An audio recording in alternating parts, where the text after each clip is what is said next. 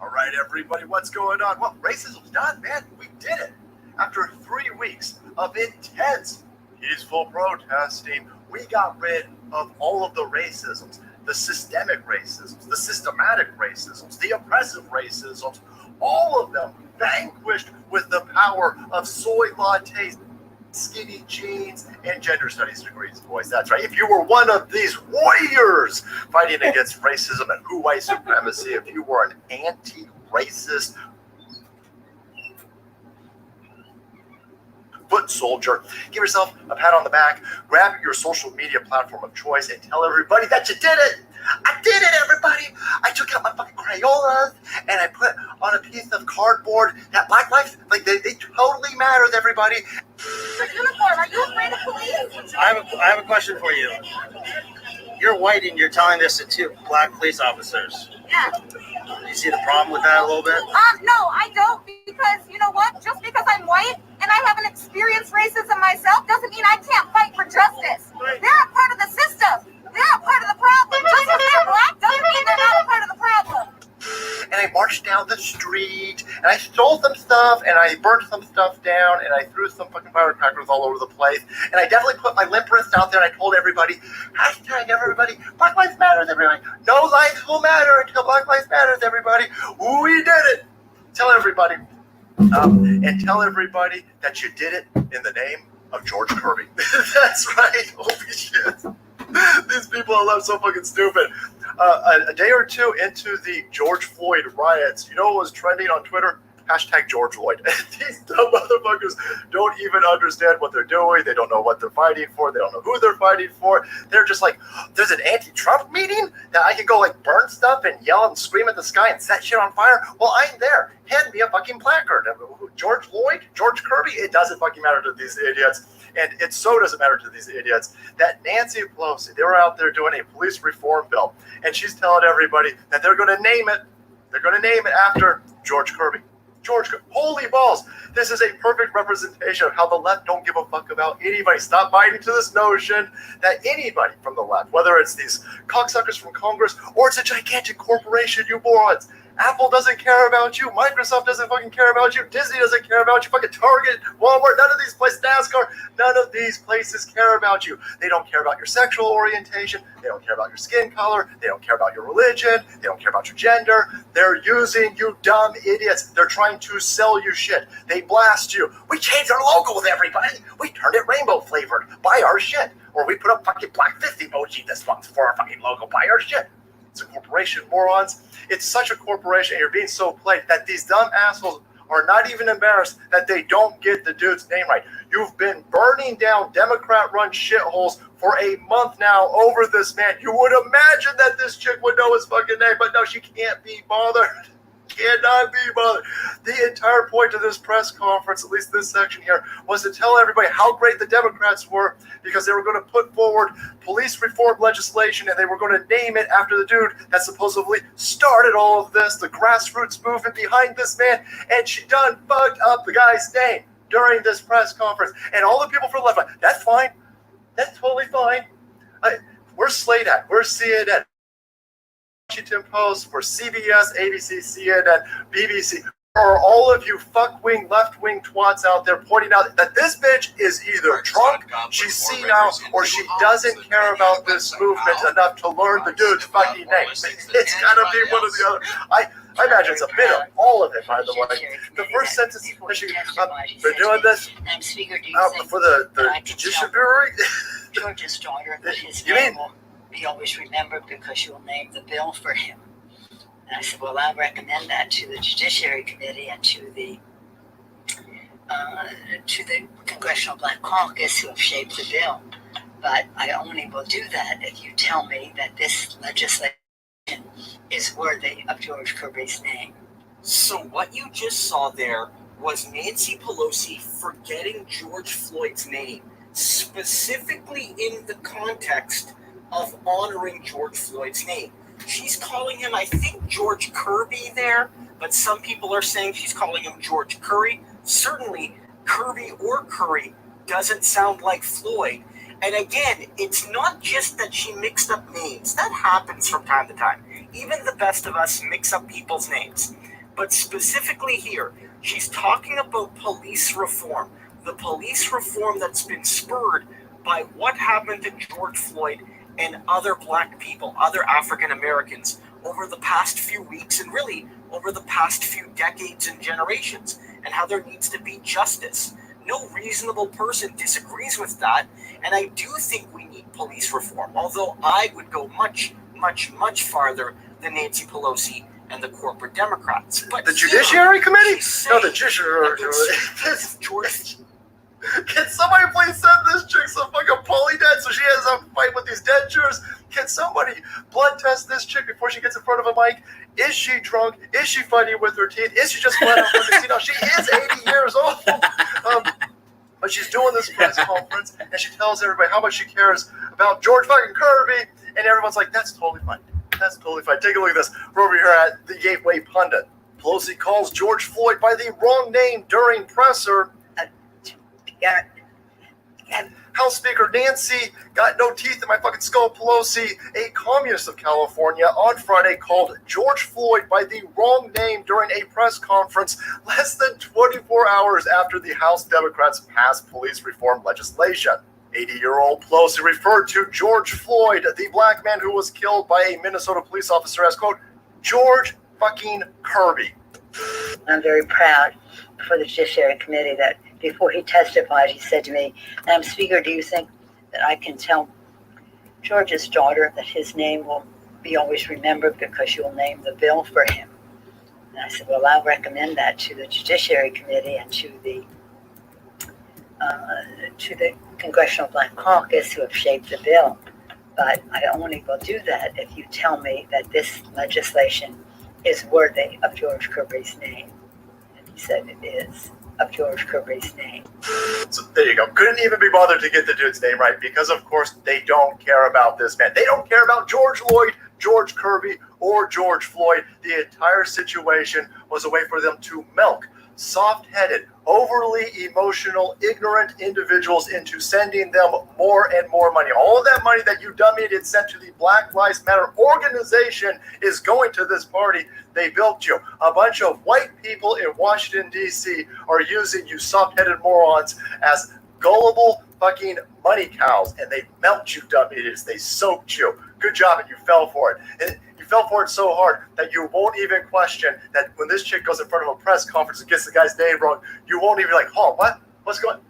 I thought you guys cared so much about black people and George Floyd. They don't care about shit, you scumbags. Stop voting for them and stop sending them money for sure. But anyway, boys, there you have it. Nancy Pelosi getting the dude's name wrong during a press conference where she's telling everybody that they're going to name the legislation after him. You can't, the irony levels have broken my irony meter, boys. All right, everybody, thank you so much for watching the video support channel. If you want to be kept up to date on this nonsense coming from these lefties, hit that subscribe button and make way because the salt must flow.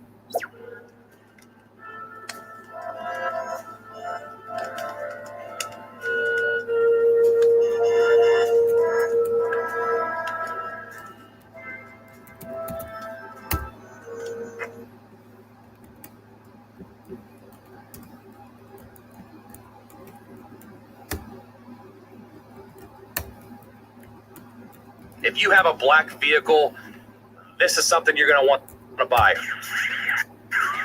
Ceramic acrylic black polish and a ceramic acrylic black spray wax. Two awesome products that are going to help bring your black vehicle to the next level. Wowzers, wowzers, wowzers.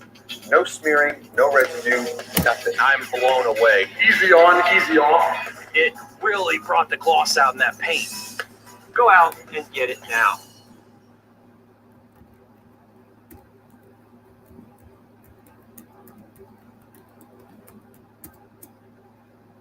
To uphold the rule of law, we have confirmed 191 brand new, beautiful federal judges who will interpret the Constitution as written, and 2 great Supreme Court justices.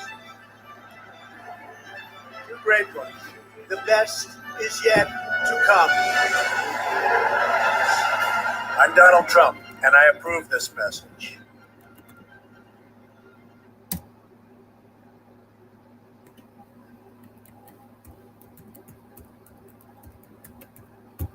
After another week of surging crime and anarchy across America, President Trump tearing into Democrat-run cities and vowing to stop leftist mobs. These cities, it's like living in hell. Chicago's an example. It's like worse than Afghanistan.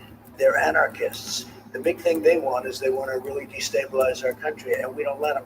They've created bedlam. They've destroyed very important things. I mean, you're also talking about statues of George Washington, Abraham Lincoln.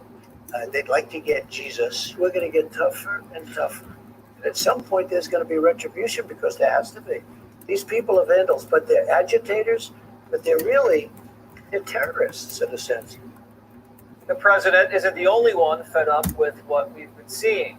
A Chicago activist calling out Black Lives Matter for not focusing enough on the gun violence plaguing his community.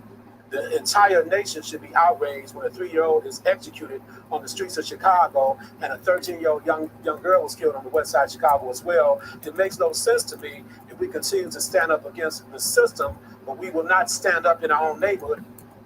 Meanwhile, Sleepy Joe Biden under fire from the left for not embracing the radical defund the police movement. Political insiders are worried the Democrat base will reject Biden if he doesn't get on board. All right, Greg, what did you think about the president using the phrase terrorists when talking about the agitators and the looters? I don't know. I mean, I don't think words are enough anymore. I think that there needs to be some kind of action, and I'm not sure what it is, but what I find interesting is the gun violence in Chicago is a reality. What you're seeing going on in America is a racial hysteria. So why is one gaining attention and the other isn't? And I believe that the worst thing a Black community can do as a whole is take advice from coddled, white, over-caffeinated, over-educated, under-experienced, left-wing individuals. Because look at the consequences. The Black-on-Black crime or the gang violence and the gun violence is ignored, but everybody's running around tearing down statues. So I want to end the race war that we seem to be experiencing today. I'm going to blow your mind with this. Okay? There are more differences and conflict within whites than there are between whites and blacks. There are more conflicts and differences between whites than there are between whites and blacks. When you look at those pasty white wimps out there running around vandalizing and destroying property, I realize that I have absolutely nothing in common with these laughable losers. And in fact, when anybody looks at the TV, they realize they have nothing in common as a white person with these failures. So it's insulting to me, and it should be insulting to every white person that you think that race binds us. It doesn't bind us. I have more in common with Black winners than white losers. And that's the truth of all human beings. What ties us together is achievement and not grievance. So white winners and Black winners are on the same side, and stay away from the white losers because they are poisoning the minds of everybody.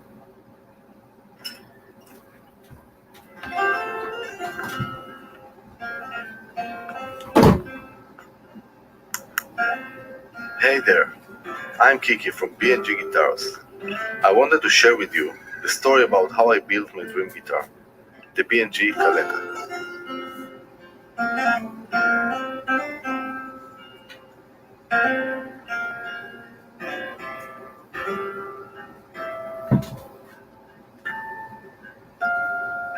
The story begins in 1904 in Chicago, when a freshly made Stella guitar left the Oscar Schmidt factory.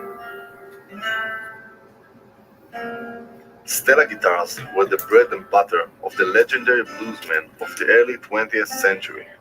Because of their throaty tone and comfortable size, Stellas were considered the best choice for fingerstyle and slide playing. After 108 years of journeys, the guitar ended up on my workbench, and so I got to work, restoring it with love and care. When I finally picked it up to play, I was hooked, enchanted by its intimacy and soul. As time went by, I kept thinking, how fantastic it would be to combine the sound of another legendary guitar I own, a vintage Martin Dreadnought with the compact size of that old Stella. It took a few years of countless tests and a few different prototypes. I wanted to find the perfect balance between the comfort and playability of bluesy fingerstyle guitars and the warmth and richness of folky strumming guitars. For me, this dream was worth pursuing. I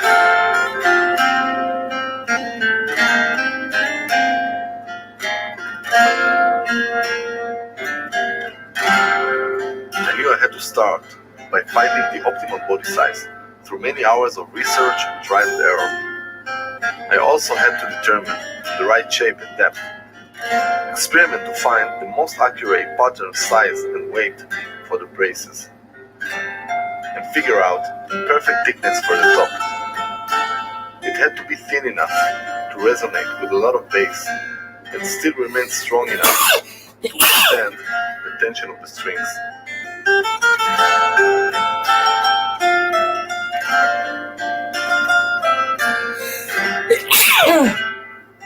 I also came up with an innovative neck joint technique for enhanced stability and durability. And that was just the beginning.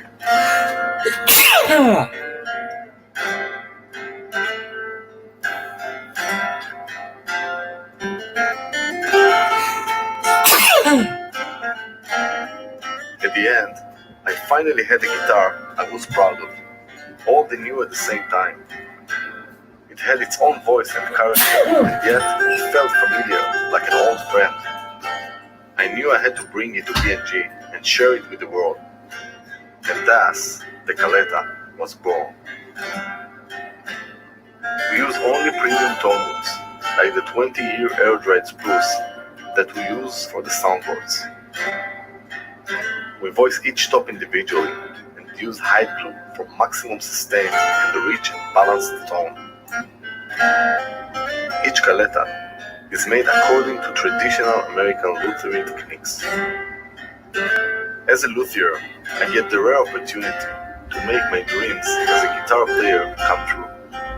I can imagine the Caleta finding its place among the classics of the acoustic guitar world, and I hope it will inspire players for decades to come.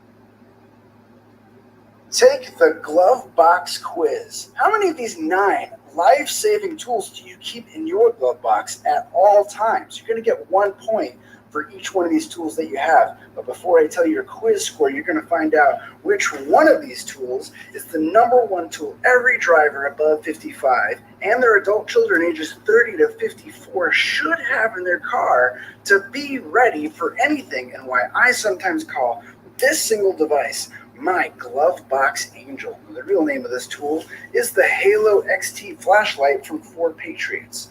On my website, I posted a video of how we gave this Halo XT flashlight to a former Navy SEAL to see if this tactical flashlight was as tough and widely useful as he needed. And his response blew us away. Click the link below right now to see what he used this Halo XT flashlight for.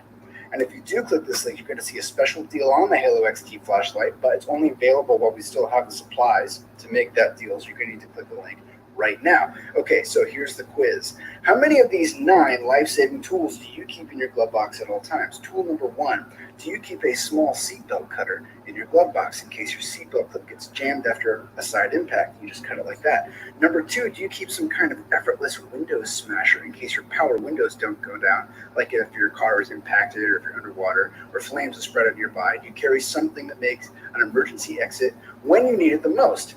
Tool number 3, do you have a super bright handheld flashlight for searching a dark wooded area or finding your way through the woods? Do you have a broad work light and a way to hang it high with a magnet right here so you can distribute light across a whole workspace for multiple people even at night? Do you have a roadside flasher? That's number 5. In your glove box to move traffic safely around a stalled vehicle. Number 6, do you have a repeating blinking light that can signal for help at a long distance so you don't lose your voice? Number 7, do you have a compass to navigate through the bush if you don't get signal on your GPS or your phone? And number 8, do you keep a power bank in your glove box that can recharge your phone even while you're moving? Number 9, do you have a solar panel to recharge your flashlight and your power bank so you don't need batteries ever? For every one of these life-saving... Hey, what's up, Raging Cajun? What up? I'm actually doing my first interview, or kind of like a co-show or something, with someone that I don't really know, but when I talk to him, this dude, I think he's from fucking where, like, Blackie's from. You know, over across the pond or whatever. But he's spot on with information. It's like, yo, you don't come across perceptive folks very often.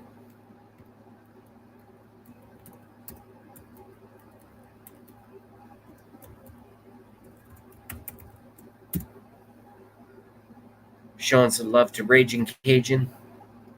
All right, we're supposed to be live at 7, so let's see what the fuck happens. I don't know if this is going to work or if it's not going to work. No one really knows. That's the beauty of live internet, right? That's the beauty of live internet. And that I can tell you right now.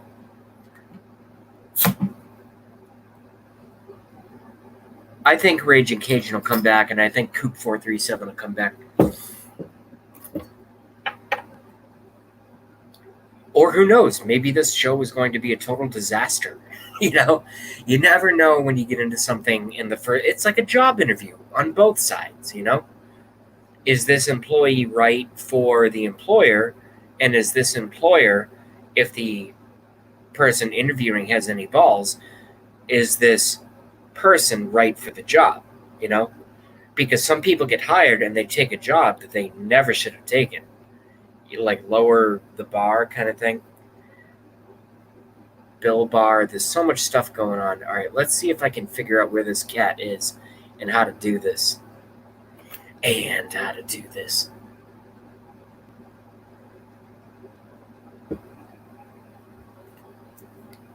All right, I'm just going to call the character.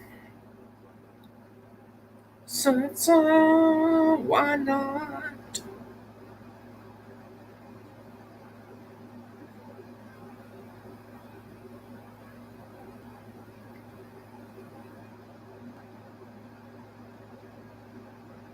All right. Here we go. Call.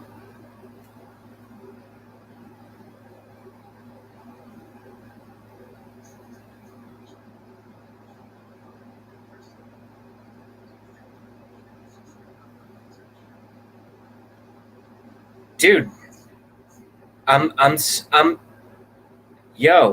super relaxed. I don't even have anyone watching. I just do this show basically to. All right, so yo, chill out. Look, I'm live right now.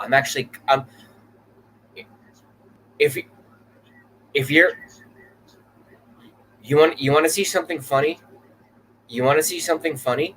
Here's what we can do to calm you down. Go to your YouTube app or whatever and type in JB Rants and watch me live right now because I'm talking to you live on my show. So you'll get to see. I know.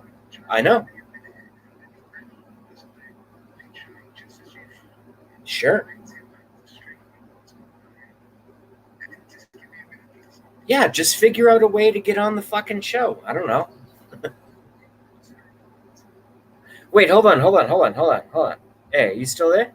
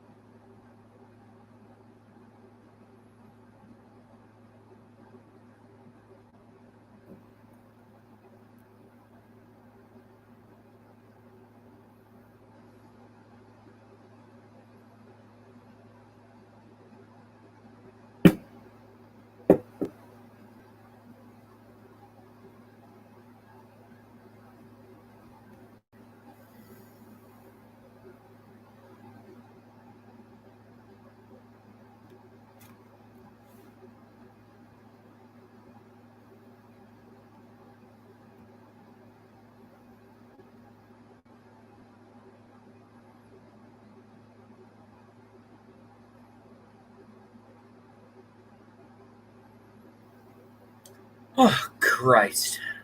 All right.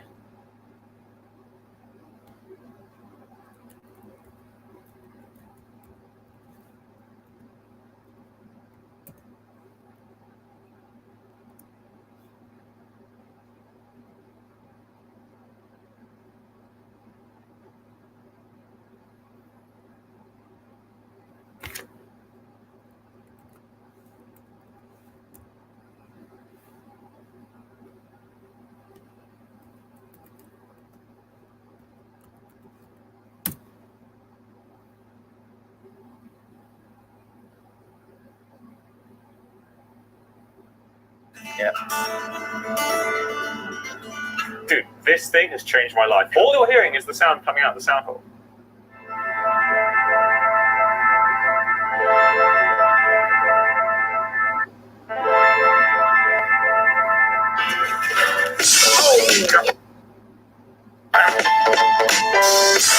That was aggressive.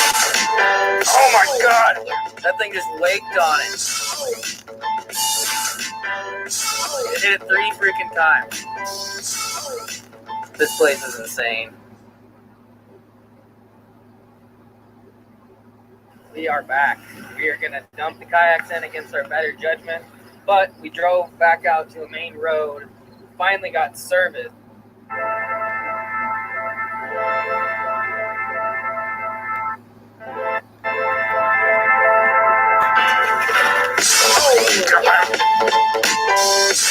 That was aggressive. Oh my god! That thing just waked on it. It hit it 3 freaking times. This place is insane. We are back. We are going to dump the kayaks in against our better judgment, but we drove back out to a main road, finally got service, and I don't think we're going to get hit by any major storms anytime soon. I mean, they're coming. They're coming. But we're going to go back out. We're going to go try to get back on those pikes, see if they're still biting. Go for it, homie. Jesus Christ. Hopefully they are. I have very little doubt that they are. You got to be safe in these kind of things. We're out in the middle of nowhere with no service. So The best fishing is in the rain and no cell phone service, homie. You know that. Down the road, got service. That's my best black voice ever. And, it's gonna stay to the side of us for a little bit. Definitely a little wavy. Gonna put our life jackets on. So that's gonna be our saving grace. But we're gonna get these dumped back in. We're gonna go back out. Let's do this thing. Oh, shit. Is it canoes or kayaks? You sure you want to do this? Oh, my God. Kayaks. Yikes! What in the hell is happening? All right. Blah, blah, blah, blah, blah, blah, blah. All right. Let's go. This is what you definitely call a full send. No regret I've ever seen in my whole life.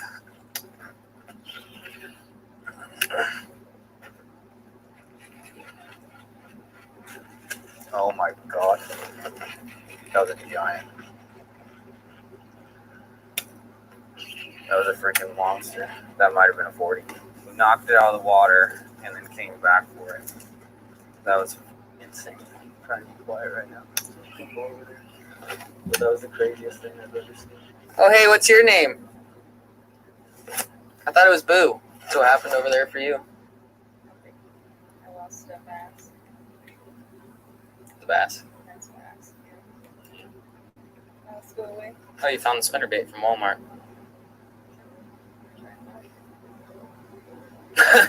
Damn Walmart. Well, they said it would work. The bite's definitely slowing down, but there's definitely still here, and there's definitely still munching hard. Like they're blowing it out of the water. And every single one that I've got to bite has hit it twice.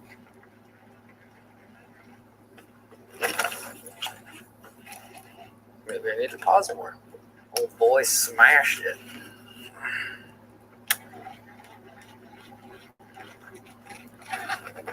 Oh my god. That's a baby too. The thing jumped out of the water with it in its face. That little. Hold it. Oh. Okay. Bye. 3 casts in a row.